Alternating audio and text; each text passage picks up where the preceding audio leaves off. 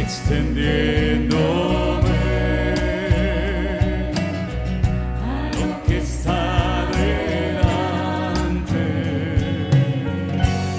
Prosigo a la meta, al llamado de mi Dios. Con paciencia llegaremos una vez más. No es el momento de volver atrás. No es el momento de abandonar. Sigue adelante, mirándolo a Él. Pronto llegaremos al hogar. Una vez más, olvidando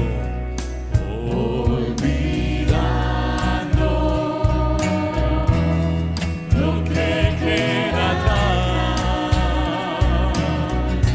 extendiéndome a lo que está delante.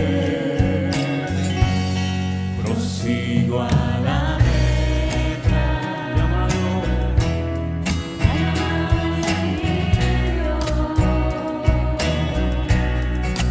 con paciencia llegaremos al hogar.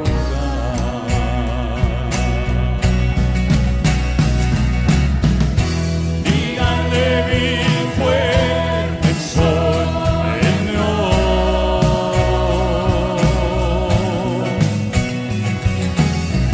En Cristo yo soy más que vencedor.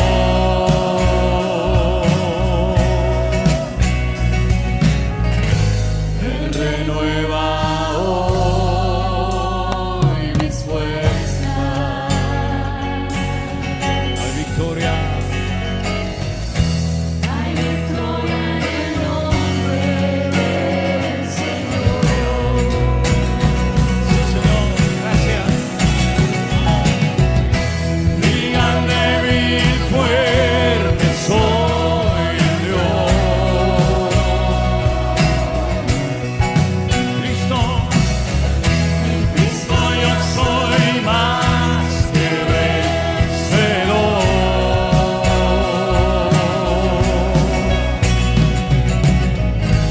Él renueva hoy mis fuerzas.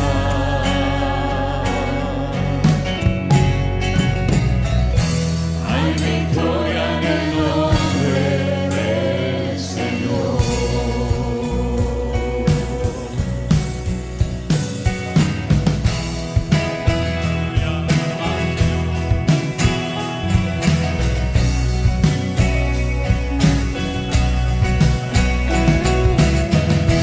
Cristo yo soy más que vencedor. Renueva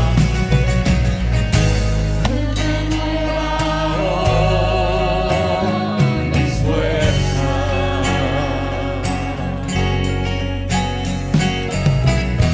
Hay victoria en el nombre del Señor.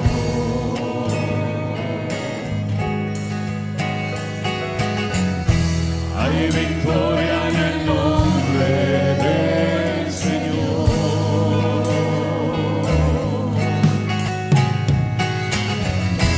Hay victoria en el nombre del Señor.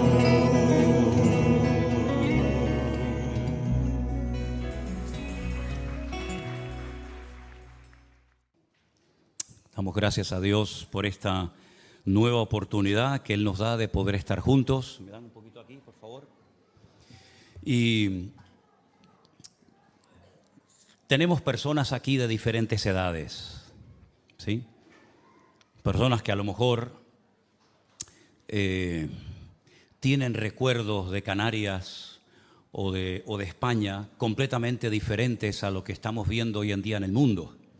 Por mi parte, desde mi humilde opinión, yo nunca había tenido la sensación de ver al mundo tan mal, tan desordenado, como si esto fuera una especie de gran manicomio, un polvorín, que en cualquier momento puede salir todo por los aires como de un tiempo a esta parte. Créanme.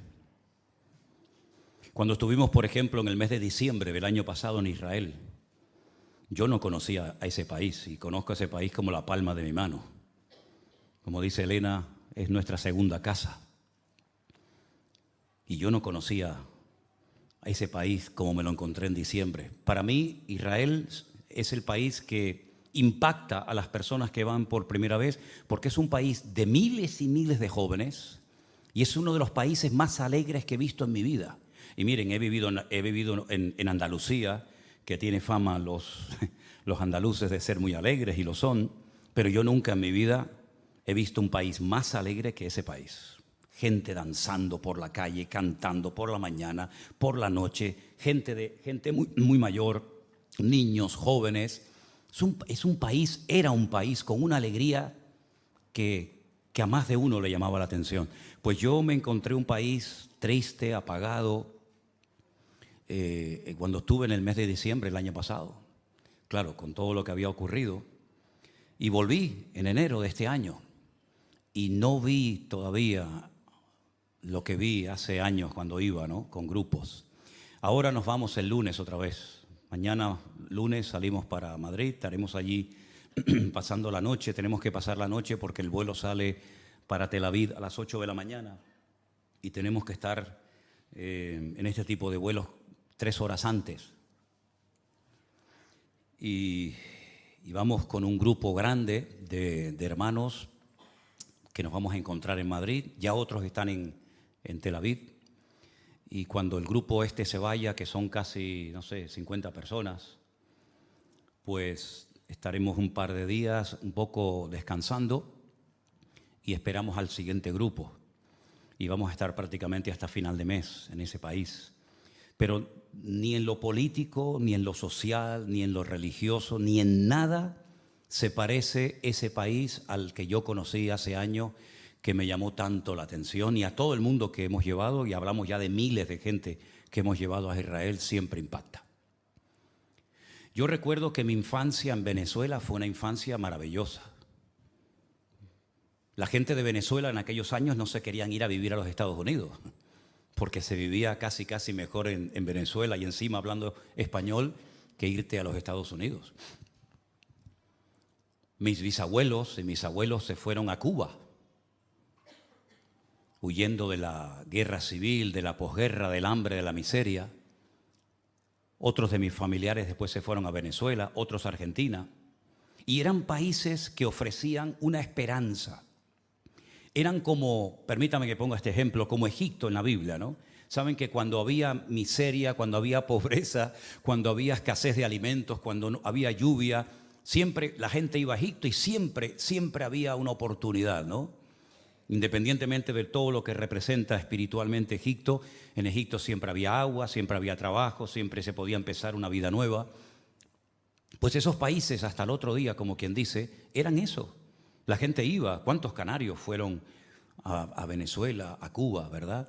¿Y cuántos hijos de esos que fueron a Venezuela después han vuelto, hijos y nietos, verdad?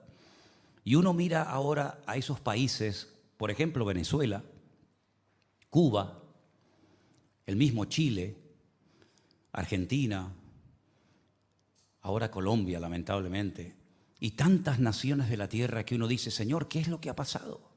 ¿Qué es lo que ha pasado? Países ricos, países hermosos, con unos recursos naturales que ni ellos saben lo que tienen, y se encuentran en una situación de caos, de desorden. Te encuentras venezolanos. ¿Cuántos venezolanos hay aquí? Unos cuantos, ¿no? Te encuentras venezolanos en todas partes donde uno viaja. Me los encuentro en Estados Unidos, en Ecuador, en la península, en todas partes donde vamos hay un montón de gente que ha salido de Venezuela cuando antes la gente quería ir a vivir a Venezuela, ¿verdad? Y uno se pregunta, ¿qué es lo que ha pasado? Es como las fichas del dominó, ¿no? Que las pones así todas paraditas, tumbas una y van cayendo una detrás de otra y parece como que todos se han puesto de acuerdo, todos opinan igual, todos hablan igual, todos protestan igual y parece como que se han copiado el uno del otro. Y si uno fuera joven, ¿no? Si uno diría, bueno, vamos a buscar un país donde pueda ganar dinero, donde pueda empezar una vida nueva, la verdad es que está muy difícil la cosa porque uno dice, ¿a dónde va uno? ¿A dónde va? ¿A qué país se va uno ahora? Europa está en una decadencia total y absoluta. Hoy vi unas manifestaciones terribles en París, capital de Francia, terribles. Cuando estuvimos en Bélgica el año pasado, vimos un destrozo de la ciudad, equipos de fútbol que se peleaban unos a otros, contenedores quemados, coches destruidos, escaparates de hoteles, de restaurantes, de bancos destruidos. Y pregunto, si uno quisiera ir hoy en día a un país, ¿no? Y decir, bueno, en este país vamos a empezar una vida nueva, pues no es tan fácil. Antes había un abanico, ¿no? Un abanico grande de países, de posibilidades, pero cada vez como que van quedando menos. Y uno tiene que tener una visión espiritual, porque todo lo que estamos viendo no se puede entender, no se puede razonar. ¿Cómo es posible que, por ejemplo, en los Estados Unidos, un país que para muchos ha sido el paraíso terrenal, ¿no? El sueño de ir a América, ¿no? El sueño americano, ¿verdad?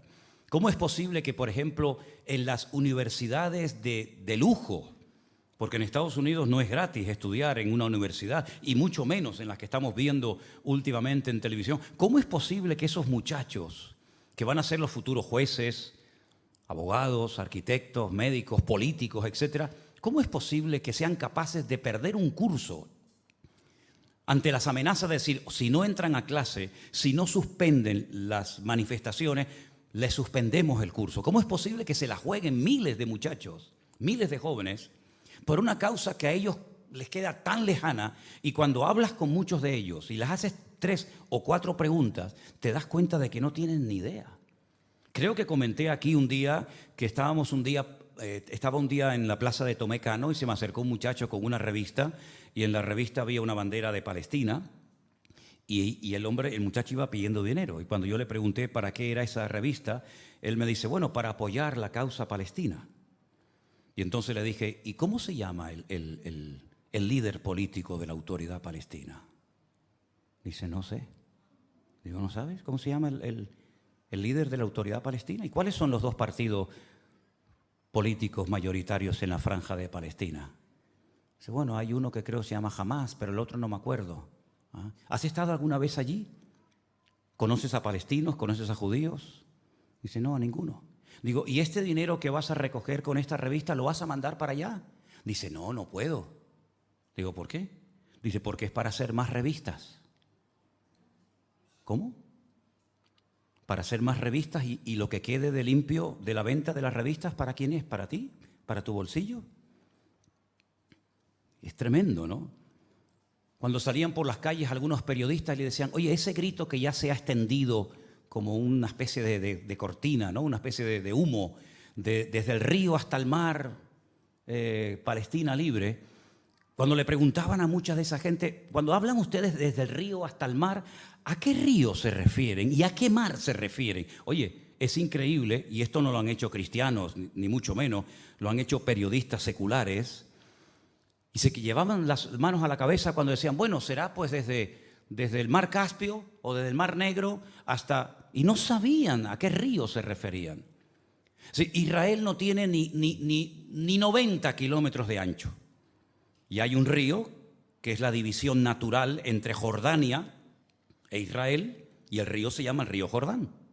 Y el mar al que se refieren, porque es como decir de extremo a extremo, es el mar Mediterráneo, no el mar Caspio, no el mar Cantábrico, no el mar Caribe, es el mar Mediterráneo. Si se grita que tiene que ser libre desde el río hasta el mar, ¿qué pasa con los 15 millones de habitantes que hay allá adentro? Porque solamente un 20% de los que viven en territorio o en suelo de Israel, solamente un 20% son, vamos a decir, palestinos. ¿Qué pasa con el 80% restante? Bueno, ahí entran judíos, drusos, beduinos, las minorías, pero bueno, estamos hablando de un 80% de una población de 13, 14 millones de habitantes, le quitas un 20%, estamos hablando de millones y millones de personas que son niños, ancianos, familias, jóvenes de derecha, de izquierda, homosexuales, religiosos, evangélicos, ateos. ¿Qué van a hacer ustedes? ¿Qué pretenden hacer con el 80% de la población que no son palestinos? Habrá que matarlos a todos. Porque si no quieren que la gente viva ahí, como dijo Jordania hace muchos años, los tiraremos al mar. Los vamos empujando, empujando y empujando. Los tiramos al mar, que se ahoguen todos. Estamos hablando de millones de personas y entonces ya nos podemos apropiar de un nuevo territorio. Entonces están reclamando y están hablando de un genocidio. Y matar a millones de personas, ¿qué es? ¿Un favor a la humanidad? ¿Un acto de misericordia o de altruismo que tenemos que aceptar y decir amén y sí, guana, porque es lo que está de moda hoy en día? ¿O tenemos que decir, espera un momento? Es decir, juzgamos a los que matan y ustedes quieren hacer exactamente lo mismo o peor. No tenemos ninguna autoridad moral ni espiritual de pedirle a alguien que haga algo que yo no estoy dispuesto a hacer. Entonces, cuando uno va a la Biblia uno busca respuestas a todo este caos y a este mundo enfermo, que lo mires por donde lo mires. Y otra cosa que quiero decirle antes que se me pase, antes que me olvide, es que ahora está el foco del mundo en un punto. Pero permítame decirles que en este momento hay 25 países en guerra, 25 conflictos en diferentes partes del mundo. Pienso, por ejemplo, en el continente africano, que nadie habla de él. Y todos los días mueren miles de personas. Hace unos meses mataron a miles de cristianos como tú y como yo. Y nadie dijo nada. Nadie salió a las calles a protestar diciendo, ¿pero qué estáis haciendo? ¿Qué están haciendo ustedes?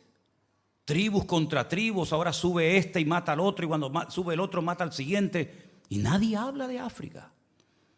Y me acuerdo que había hace unos meses atrás que todos los días en la televisión salían noticias de lo que está pasando, por ejemplo, en Ucrania. Pocas cosas salen ya hoy en día de Ucrania, ¿sí o no? Y estamos viendo cómo está centrándose todo en un lugar y nos olvidamos de que detrás de todo esto hay una connotación y una lectura espiritual que lamentablemente pocos o nadie está haciendo. Porque claro, si invitan a un periodista, a un político, a un sociólogo, a un antropólogo, a una tertulia, pues hombre, tienen tema de conversación para hablar de lo que quieran. Pero ¿quién explica espiritualmente este trasfondo de lo que está ocurriendo? Nadie. Porque la mayoría de los que opinan, la mayoría de los que tienen una cierta influencia y son invitados a esos canales de televisión, la mayoría de ellos son ateos. Y no tienen ni idea de lo que dice Dios, ni tienen ni idea de lo que dice la Biblia, no tienen ni idea de lo que está pasando espiritualmente hablando. Y no se olviden que en esas partes del mundo, todo el mundo cree en algo. Es como en África. En África prácticamente no encuentras ateos. Y sé lo que te digo porque nosotros hemos ido a trabajar a África. Y en África todo el mundo cree en algo. O en el sol, o en la luna, en los demonios, en Dios, en los ángeles. Todo el mundo cree en algo. Y en Oriente Medio todo el mundo tiene su religión. Unos saben cuál es y los otros también. Luego, no podemos sacar el tema religioso o espiritual de todo esto porque entonces no vamos a entender absolutamente nada. Yo estaba leyendo en estos días, y sigo leyendo el libro de Samuel, que para mí es un libro extraordinario. Y en el capítulo 14 se relata una historia que espero que tengan paciencia para poder escucharla.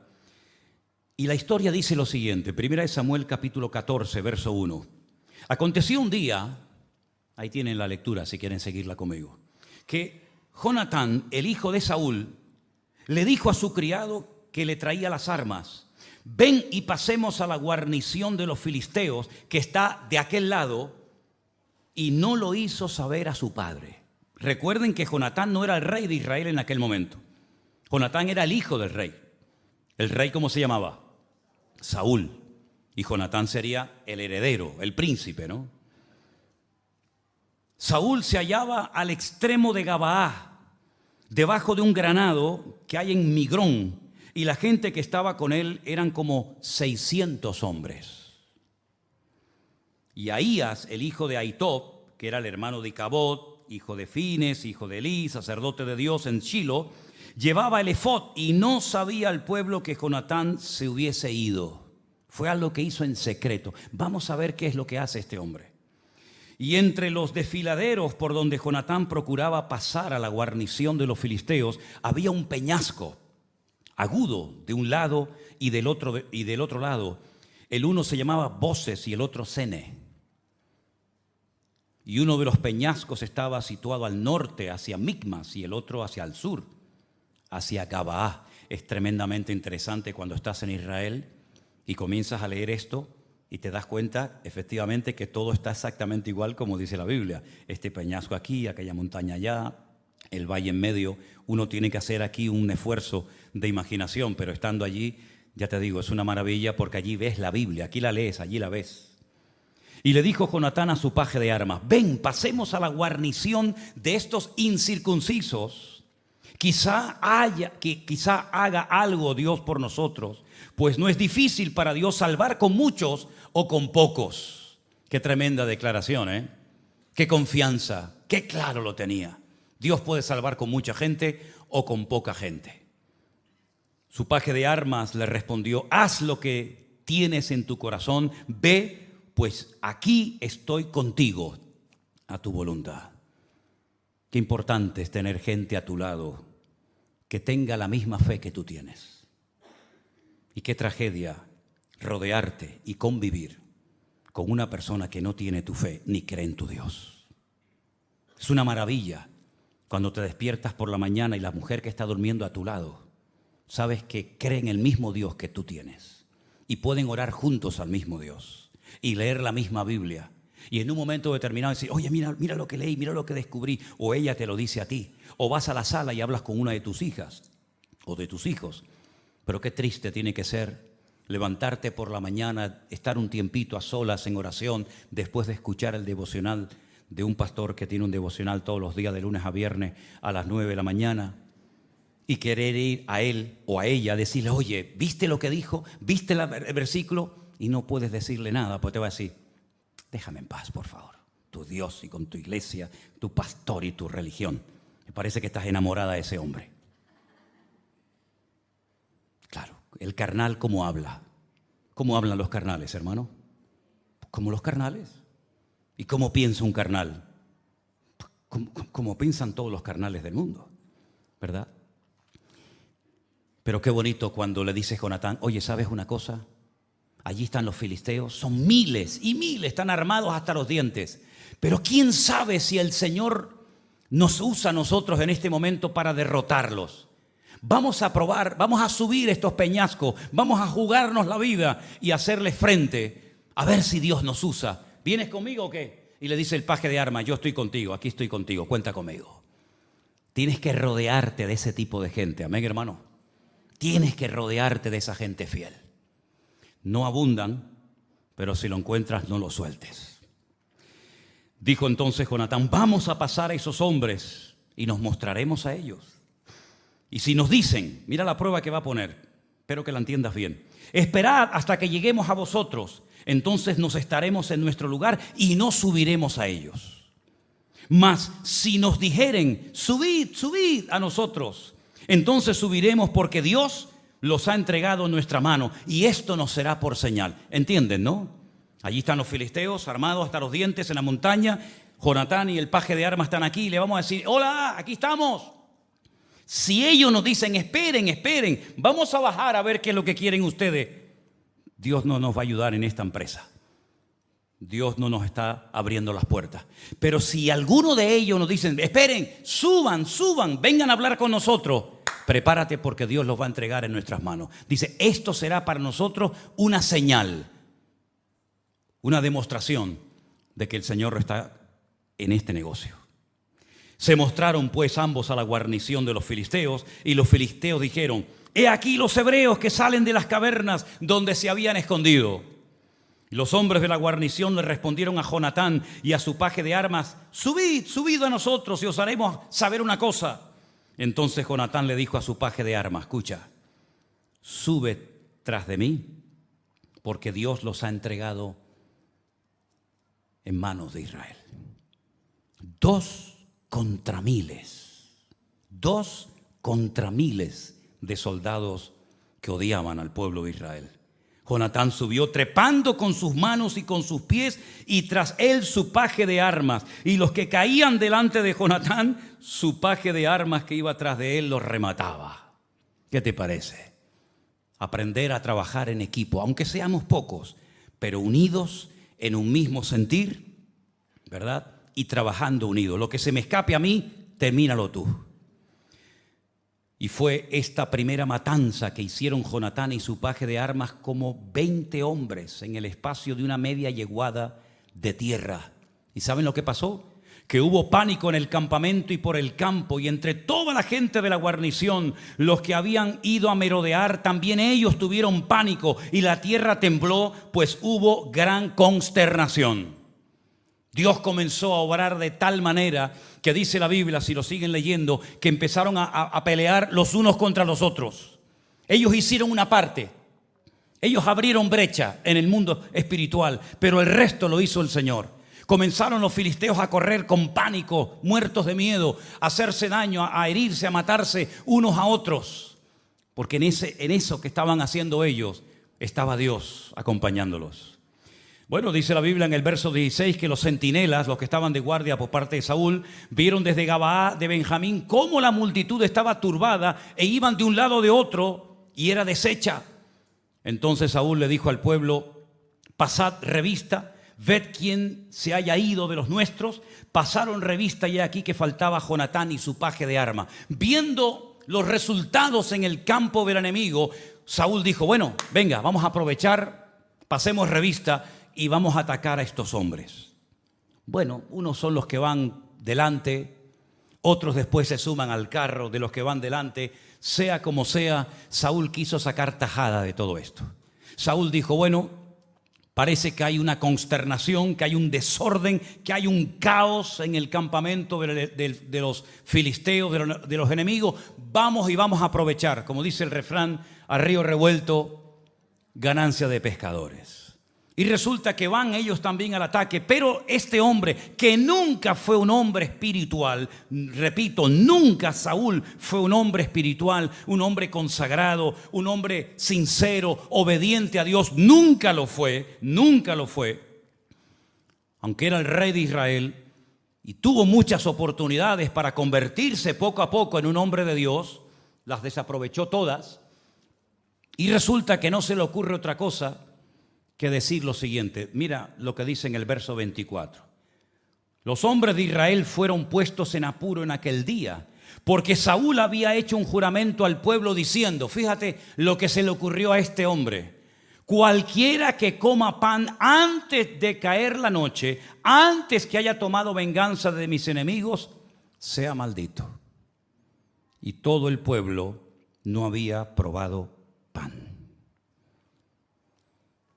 Claro, tú vas a la guerra, estás horas y horas y horas peleando sin comer, sin reponer fuerza, sin poder beber agua, porque no se le ocurre otra cosa que decir, bueno, el que coma o beba algo antes de que yo haya tomado venganza de mis enemigos, antes de que llegue la caída del sol, sea maldito. La gente cogió miedo y la gente lo comenzó a pasar mal. Pero Jonatán, que no estaba cuando su padre dio esa palabra totalmente fuera de orden, que no venía a cuento para nada, resulta que él entra en un bosque. Y dice la Biblia que era tanta la cantidad, tanta la abundancia de miel que había en aquel bosque, que con su bordón, con su vara, dice que con la punta, o sea, tocó así y se llevó la miel a la boca. Lo leemos en el verso 27. Jonatán no había oído cuando su padre había juramentado al pueblo y alargó la punta de una vara que traía en su mano, la mojó en un panal de miel y llevó su mano a la boca y fueron aclarados sus ojos. Entonces uno del pueblo le dijo: tu padre ha hecho jurar solemnemente al pueblo diciendo: maldito sea el hombre que tome hoy alimento. ¿Y qué dice? Y el pueblo desfallecía. Un tirano, un carnal, amargándole la vida a la gente. Jonatán y su paje de armas, que ni siquiera la Biblia dice cómo se llamaba, creyendo en el Señor, se la jugaron. Estuvieron dispuestos a perder la vida con tal de que el Señor en un momento determinado los usara y los sorprendiera. Y así fue. Dos personas se enfrentan contra todo un ejército y lo ponen patas arriba al enemigo. Y ahora resulta que este hombre, sabiendo que el Señor está obrando, hace un juramento totalmente fuera de lugar y compromete la vida física de su pueblo. Y dice que el pueblo desfallecía, el pueblo se moría de hambre. Cuando le dan esta noticia a su hijo, a Jonatán, él dice una palabra tremenda. Jonatán respondió, dijo: mi padre ha perturbado el país. El problema de que el país esté tan mal la tiene mi padre. Mi padre ha sido un juguete roto. Mi padre, que no es una persona espiritual, ahora va de espiritual, diciéndole a la gente que no se les ocurra comer pan ni beber agua hasta que el Señor haya puesto a sus enemigos, digamos, en la planta de sus pies y hayan sido derrotados. Y ahora va de espiritual a un carnal. De un carnal no puedes esperar nada bueno. De una persona que no ama, que no respeta a Dios, que no cree ni siquiera en el Dios que tú crees, ¿qué vas a esperar? No pierdas el tiempo con una persona que parece, pero no, a la hora de la verdad, nada de nada. No pierdas el tiempo en una batalla perdida que puedes terminar robándote el alma y perdiendo lo poquito o lo mucho que puedes tener del Señor. No pierdas el tiempo con gente como Saúl. Saúl era una persona que estaba mal, y el que está mal, ¿qué es lo que transmite? Su maldad, su desorden, su pecado, su desobediencia. Repito, Saúl nunca fue un hombre espiritual, nunca. Ahora, si tú buscas un hombre o una mujer, allá afuera hay millones. Pero si buscas a un hombre espiritual o a una mujer espiritual, para el carro, porque te va a llevar un tiempo encontrarlo, si es que lo encuentras. ¿Y de Saúl qué se podía esperar, hermanos? Si Saúl era desobediente, si Saúl iba a su aire, si Saúl nunca buscó de Dios, Saúl era todo fachada. Dice que en Israel no había otro hombre más alto que Saúl. ¿Y qué? Y todo lo que tenía de grande por dentro lo tenía de enano por dentro. Y toda la apariencia de Saúl no valía absolutamente para nada, porque a la hora de la verdad nunca fue capaz de tomar pasos de fe, porque no era un hombre de fe. Y como dice Romanos 8, los hombres o las personas carnales se comportan como carnales y piensan en las cosas de la carne, más los que son del Espíritu piensan en las cosas del Espíritu. Y ahora este juramento lo que está trayendo es una ruina al país, y su hijo lo dice. Su hijo no es diplomático diciendo, bueno, pobrecito mi padre, hay que entenderlo, ya es mayor, en fin, hay que tener paciencia. No hay que tener paciencia. Mi padre ha perturbado al país. El versículo dice, y hay una palabra, esa palabra, ajar, se puede traducir de diferentes maneras. Saben que en la Biblia hay palabras que significan una cosa y ya está, pero hay palabras que son como palabras que nos permiten traducirlas de diferentes maneras. Claro, lógicamente en tu Biblia no vas a tener todas las traducciones, tendrás una. Pero esa palabra ajar se puede traducir por arruinar, por destruir, trastornar el orden, causar problemas e intranquilidad en la gente. Y todo eso, si ustedes observan el reinado de Saúl, que duró 40 años, eso fue lo que este hombre produjo en el país. Ruina, destrucción, trastornos, problemas, intranquilidad, gente endeudada, gente amargada, gente triste, gente sin ánimo de nada, sin ganas de vivir. Y de ahí viene el hecho de que cuando se enteran de que David está en una cueva llamada la famosa cueva de Adulán, la gente prefiere ir a la cueva con David que vivir al lado de este hombre que lo único que ha traído es ruina, destrucción y desesperación al país. Un hombre destruyó un país entero. ¿Es acaso algo que ocurría en el pasado? Ocurre también hoy en día. No hay hombres que han destrozado países enteros.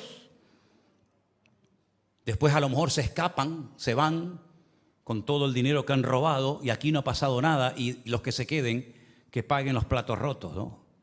O se muere y viene otro tal vez igual o peor que el que se fue. Ha trastornado el país, qué tremendo, ¿no? Ahora, es interesante notar que cuando uno, por ejemplo, y te animo a que lo hagas un día si te interesa y tienes paciencia para hacerlo, haz una pequeña lista en un cuaderno, cuáles son las características de una persona que es carnal, de una persona que no ha nacido de nuevo, una persona que puede ser un simpatizante, un oyente, pero eso no significa nada. El diablo también ha oído la Biblia y no se ha convertido. Y los demonios, dice la Biblia, que creen y por lo menos tiemblan.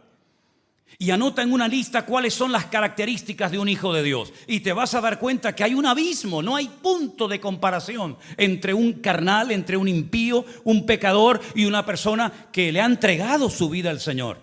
Por ejemplo, la Biblia dice, por sus frutos los conoceréis. ¿Sí o no? Y no son palabras mías. Es una forma de identificar, de discernir si lo que estás viendo es de Dios o no es de Dios, aunque parece que tiene apariencia de piedad, pero no tiene nada que ver con el corazón de Dios, ¿verdad? Por sus frutos los conoceréis. ¿Cuál es el fruto que tiene que dar un creyente? Uno que dice que es creyente. Bueno, ahí está en la Biblia. Gálatas 5, 22 y 23. Amor, gozo, paz, paciencia, benignidad, fe, mansedumbre, templanza. Ahí están los frutos.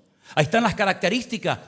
Si lees, por ejemplo, el Sermón del Monte, Mateo 4, 5 y 6, una de las bienaventuranzas dice, bienaventurados los pacificadores. ¿Por qué? Porque ellos serán llamados hijos de Dios. Un hijo de Dios no trae ruina. Un hijo de Dios no trae división. Un hijo de Dios no viene a dividir, a enfrentar a los hermanos. Un hijo de Dios no viene a hacerle la guerra a nadie. Un hijo de Dios viene a traer paz. Porque los pacificadores tienen que ser hijos de Dios y los hijos de Dios tienen que producir y transmitir paz a la gente que les rodea y el lugar donde viven. ¿Cuántos dicen amén? Entonces es muy importante ver que, por ejemplo, Saúl nunca dio ningún tipo de fruto positivo, digamos, sino más bien todo lo contrario. Fue una persona que trajo, como dice Jonatán, ha perturbado al país. Pero lo peor no es solamente lo que hacía Saúl. Para mí más triste es que había gente que apoyaba a Saúl y seguían a Saúl.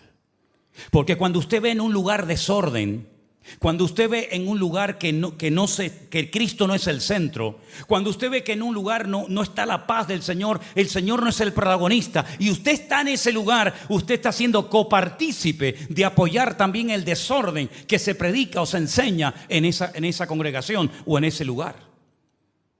No solamente es el que lo hace, sino también el que lo apoya, el que se calla la boca. Y el que no reclama, y el que no protesta, y el que no dice nada en contra de la injusticia, de la manipulación, de la mentira, del engaño, del abuso de poder, etcétera, etcétera. Y dice la Biblia que había gente que iba a la guerra, iba al campo de batalla con Saúl, pero dice, iban temblando. Porque este hombre no transmitía seguridad a nadie, ni él tenía seguridad de sí mismo. ¿Qué seguridad va a transmitir a los demás? ¿Qué seguridad va a transmitir Saúl? Si cuando le dicen que hay uno solo, no son 1000 ni 20,000, sino uno solo que está desafiando al pueblo de Israel, es incapaz de salir de su carpa, de su tienda de campaña, a ver por lo menos de quién se trata. Le tienen que informar, no, es que hay ahí un gigante, un tal Goliat, que está desafiando al pueblo y él está allí escondido como una rata acorralada. Y cuando se entera de que hay un jovencito, que en este caso es David, que quiere ir a pelear contra Goliat, le dice, bueno, pero espérate, vamos a hacer una cosa. Mi armadura, Póngansela a él. Pero ¿qué armadura ni sana armadura? Si no te sirve a ti la armadura, le va a servir a otro.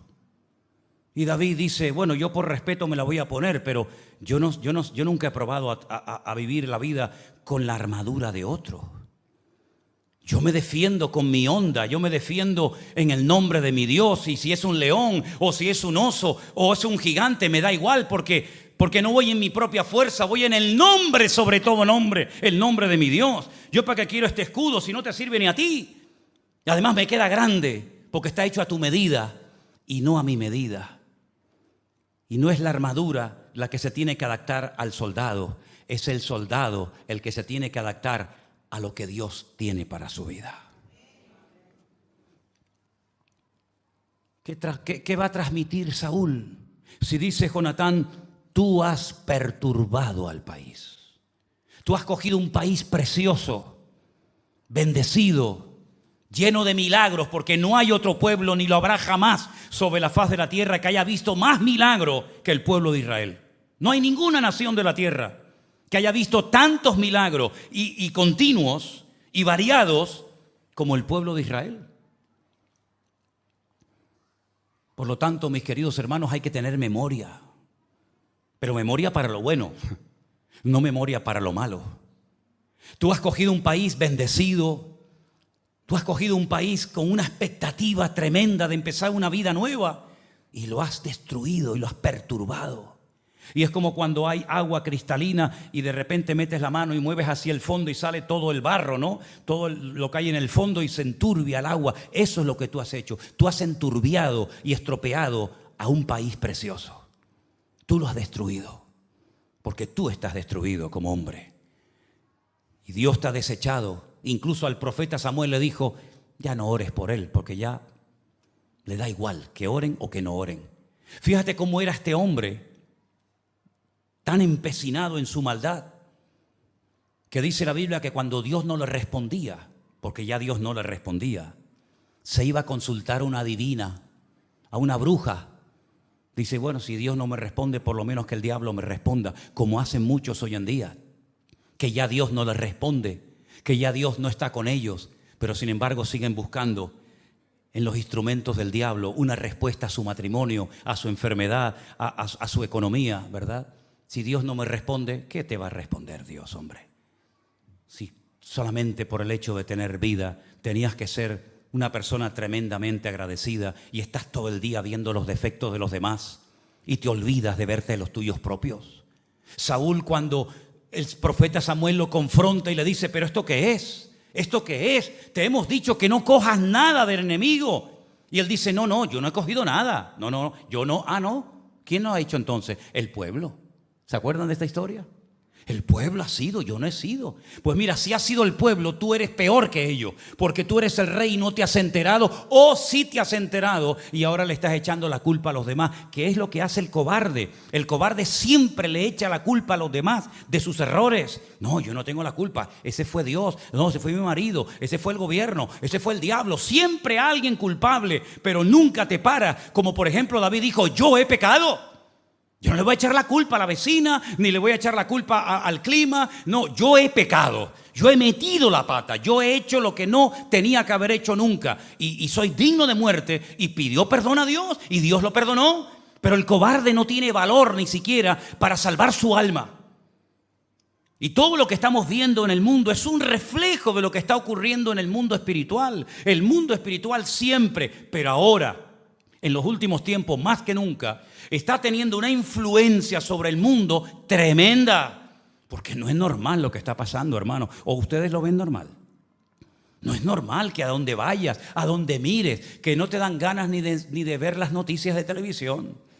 Todos son muertos y secuestros y esto y lo otro, y guerra por aquí y guerra por allá. Y esto no ha hecho más que empezar.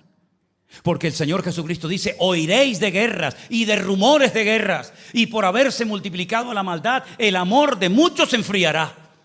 ¿Pero de quién se va a enfriar? ¿De los de la calle? Pues si ya están congelados. Los de la calle no son cristianos, ya no están ni siquiera en el libro de la vida. ¿De quién se va? ¿De a quién se refiere el Señor cuando dice que el amor de muchos se enfriará? De aquellos que un día tuvieron sus corazones ardiendo para el Señor, pero se enredaron en este mundo, se dejaron envenenar y arrastrar por la corriente de este mundo y se apartaron del Señor y se han convertido en religiosos que cumplen con una serie de ceremonias y de rituales como Saúl lo hacía.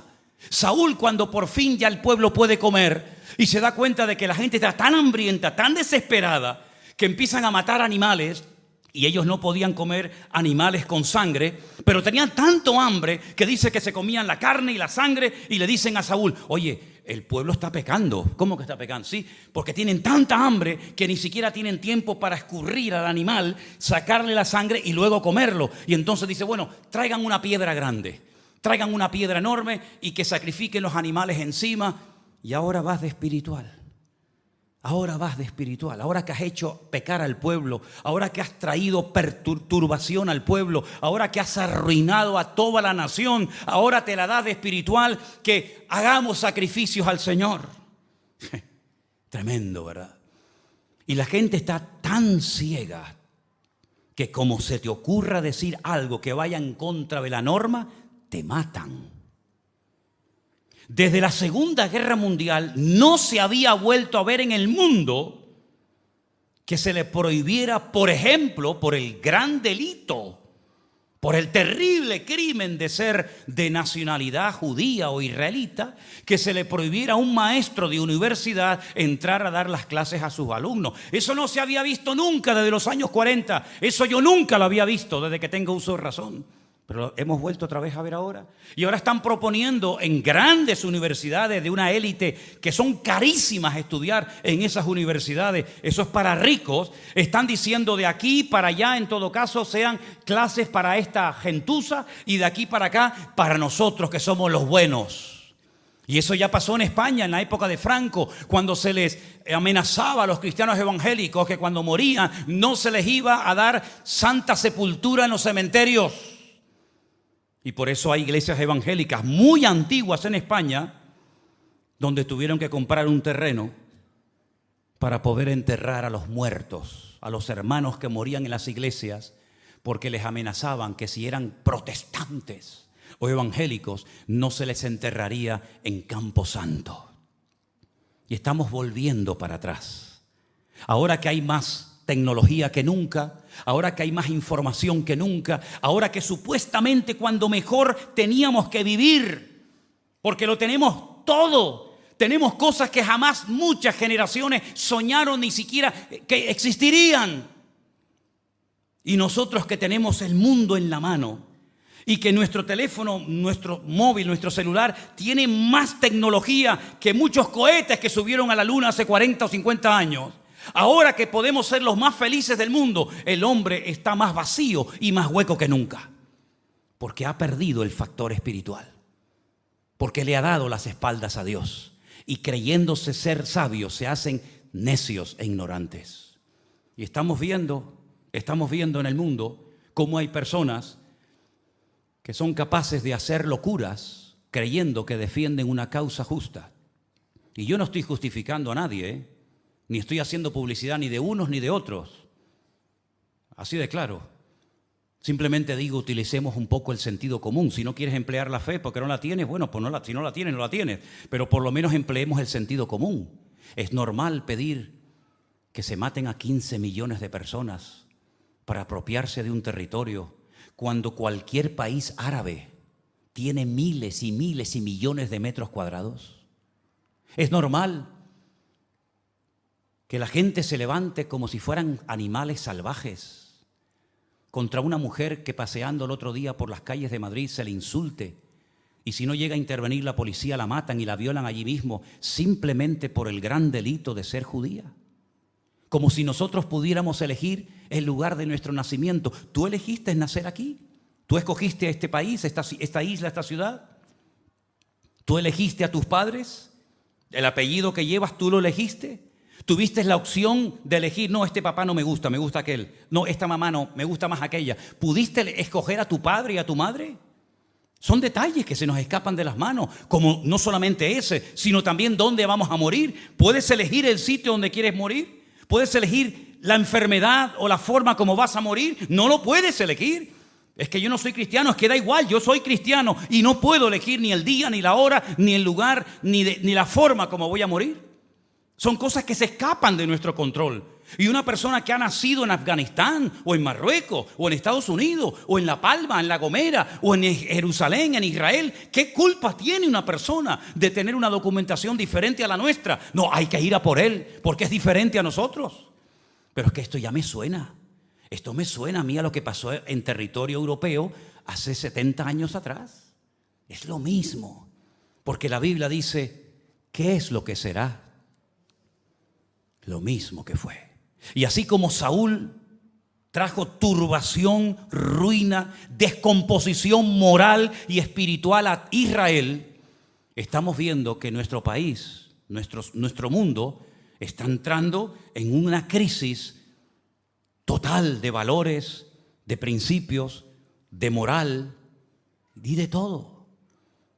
Pero no nos tenemos que sorprender por nada de esto, queridos hermanos, porque la Biblia dice que todas las naciones de la tierra van a ser sacudidas y zarandeadas.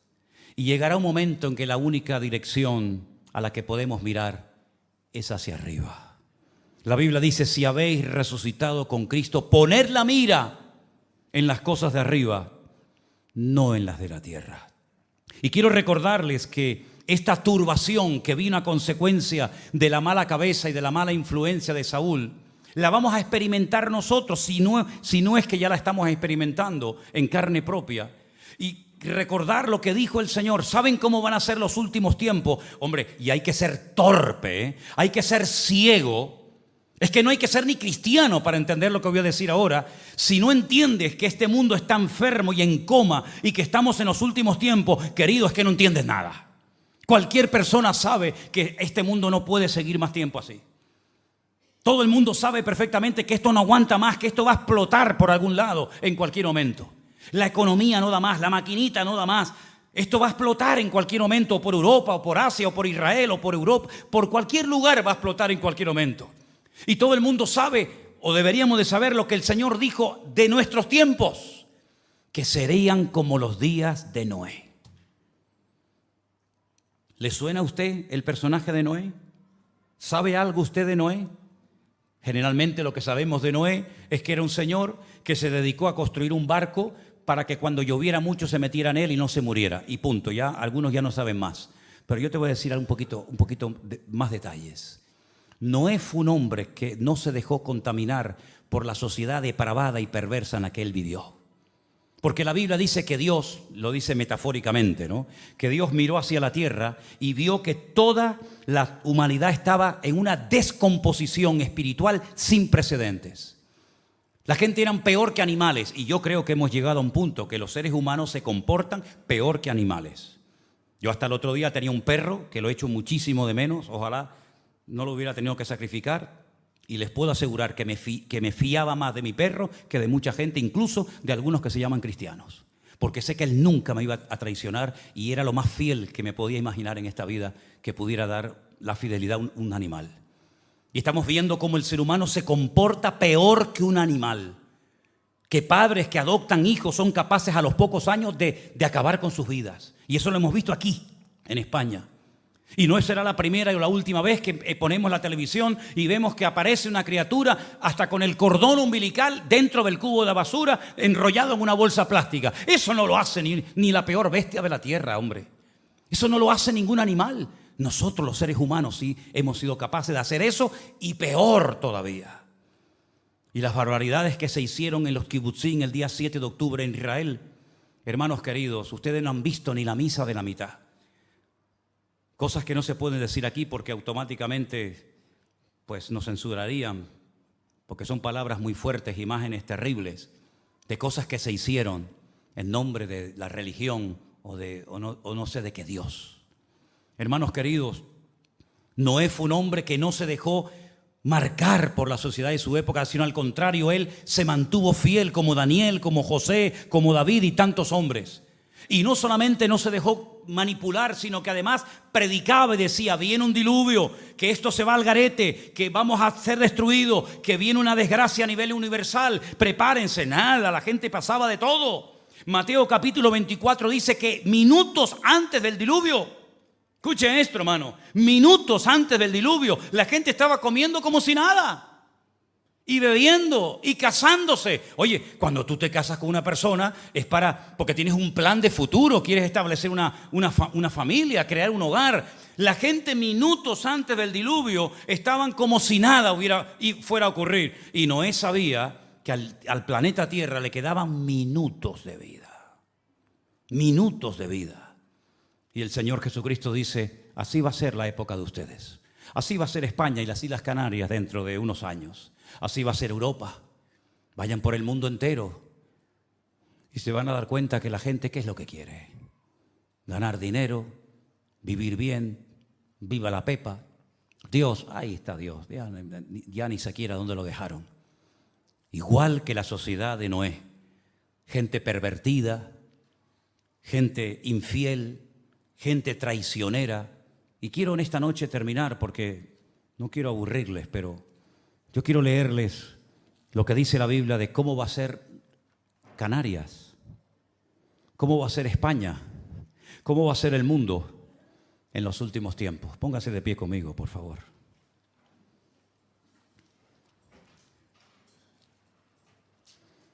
Dice la palabra de Dios a través de la pluma del apóstol Pablo lo siguiente, hablando del carácter de los hombres en los últimos tiempos. Y usted piense, analice si lo que estoy leyendo lo está viendo ya o es algo que usted dice, estos son cuentos de esta gente que siempre está metiendo miedo con el apocalipsis y con la venida de Cristo, siempre están. Bueno, usted siga jugando al boliche, usted siga alargando la cuerda. También tienes que saber esto, le dice Pablo a Timoteo y a todos nosotros en esta tarde, que en los últimos días serán tiempos peligrosos.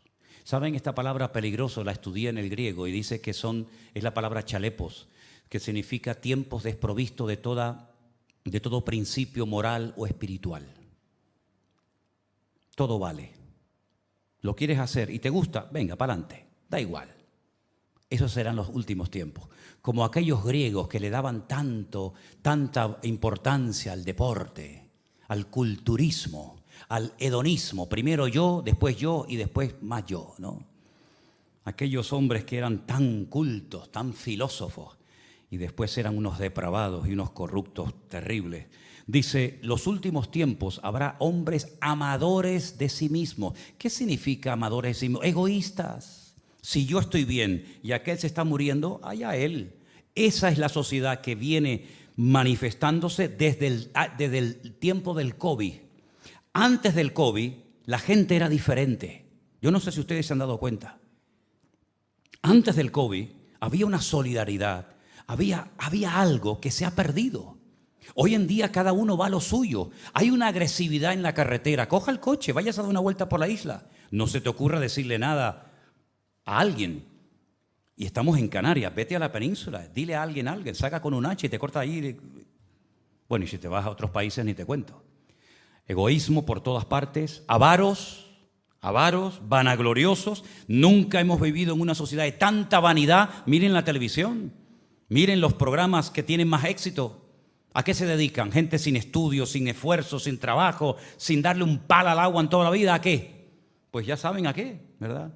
Vanagloriosos, soberbios, blasfemos, desobedientes a los padres. Nunca ha habido tanta desobediencia y tanta falta de respeto de los hijos hacia los padres como de unos años a esta parte.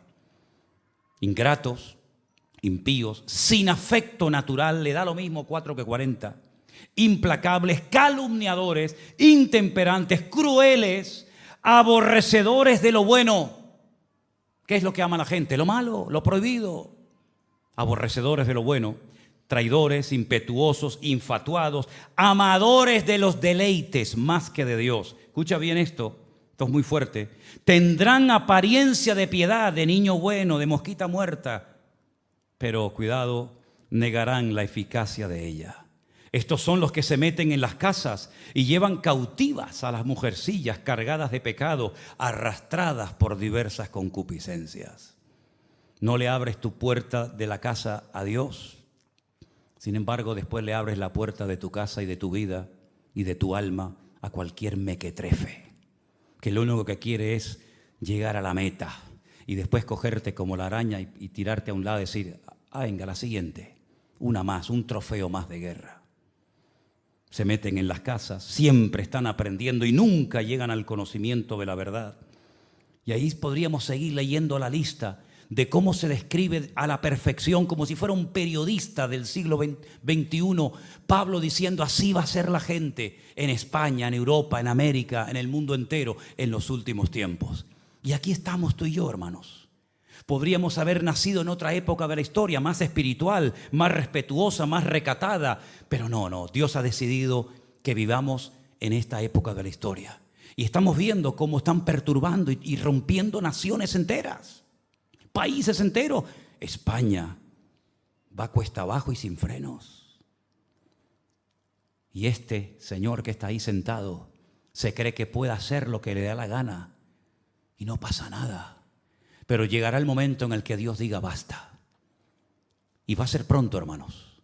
Y tenemos que estar preparados como hijos de Dios para no dejarnos manipular por nada ni por nadie. Si nos llaman locos, si nos llaman fanáticos. Hace poco le dije a una persona, cuando vengas a hablar conmigo, no me vengas con ese escote que te llega a la rodilla. A mí se me respeta y este lugar se respeta. ¡Oh! Se fue ofendida, muy ofendida porque el pastor no tiene amor. Y le dijo, no. ¿Saben, hermanos queridos? Nosotros como cristianos tenemos que tener criterio propio y personalidad. Si alguien no quiere cambiar, no cambies, hijo, pero no me vengas a cambiar a mí, porque yo sé en quién he creído y yo sé lo que Dios ha hecho en mi vida y Dios no me tiene que demostrar nada, porque con lo que ha hecho Dios en mi vida me sobra, porque la vida a quien se la debo es a Dios y no a ti. Cierra tus ojos ahí donde estás y en esta tarde piensa en esto. Piensa en esto, ¿eh? ¿Qué vas a hacer a partir de hoy con tu vida? ¿Qué vas a hacer con la palabra que has oído en esta tarde? Bueno, un sermoncito más del pastor aquí y tal. Bueno, está bien. Ojalá me hubieran hablado a mí así hace años. No hubiera sido el golfo que fui, ni hubiera perdido el tiempo que perdí. Pero doy gracias a Dios que Dios tuvo misericordia de mi vida, como la está teniendo de todos y cada uno de nosotros. Y espero que los jóvenes de esta iglesia sean jóvenes con criterio y con personalidad. Cuidado con los muchachos que vienen a seducirles con palabras bonitas y con promesas hermosas y luego pidiéndote que hagas lo que ellos jamás van a hacer. Valórate, hazte respetar, ponte en tu sitio y no pierdas el tiempo, porque yo le digo a la gente, más vale estar solo o sola que mal acompañado. Señor, te pedimos que en esta tarde tu palabra nos haya hablado y nos haya penetrado el alma y nos haya sacudido nuestras conciencias y hayamos despertado a la cruda realidad de que los tiempos finales serán tiempos duros, difíciles, peligrosos, desprovistos de toda moral y de principio bíblico. Pero Señor, te pedimos que nuestra fe no sea contaminada ni envenenada por este mundo, sino que nos mantengamos firmes en la obra del Señor, creciendo siempre, avanzando, seguimos adelante en tu nombre, Señor. Guárdanos de todo peligro, guárdanos de todo mal, Señor. No queremos perder el tiempo, queremos honrarte y servirte a ti, Señor. Y pedimos que todas las personas que vengan a esta congregación vengan para verte a ti y a escuchar tu palabra, Señor. Y si no es así, pues que Dios los bendiga. Pero estamos en este lugar no para endulzar los oídos de la gente, no para agradar los corazones de nadie. Estamos en este lugar para predicar lo que tal vez nadie se atreve a predicar y a decir lo que nadie se atreve a decir. Ayúdanos a ser valientes en este tiempo de tanta ambigüedad, de tanta hipocresía, de tanta falsedad, de tanta falsa espiritualidad, de tanta apariencia de piedad. Ayúdanos, Señor, a ser luz y sal en esta ciudad, Padre. Guarda a nuestros hijos, guarda a nuestros nietos, guarda a los jóvenes, a nuestras esposas, los maridos, los que estudian, los que trabajan. Guárdanos a todos, Señor, en esta hora. Y danos victoria tras victoria y triunfo tras triunfo en el nombre bendito de Jesús. ¿Cuántos dicen amén? Vamos a tener una semana victoriosa.